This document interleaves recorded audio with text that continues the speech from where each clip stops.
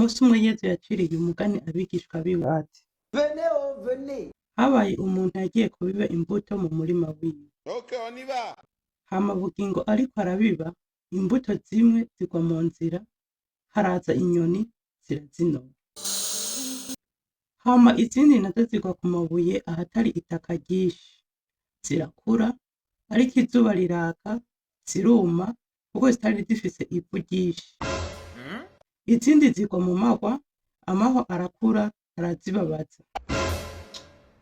Ariko izindi zigwa mu ivu ryiza, ziravyara, imwe ikavyara 100, iyindi 50, iyindi 30. Yezu ahejeje kubacira uwo mugani arababwira ati: uwufise ugutwi ko kumva niyumve.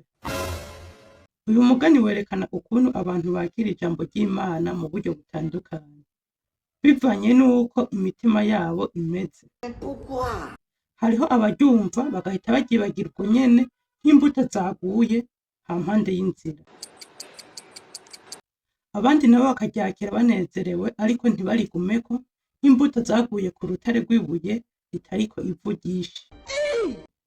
Abandi nabo bararyakira ariko kubera ivy'isi rikabirengera nk'izaguye mu mahwa zigafunikwa n'amahwa. Hari n'abandi baryakira neza bakarigumako, bakarisangiza n'abandi, bagakora ibyiza bijanye naryo nk'izaguye mw'itongo ryiza. Que Dieu te bénisse. Murakoze.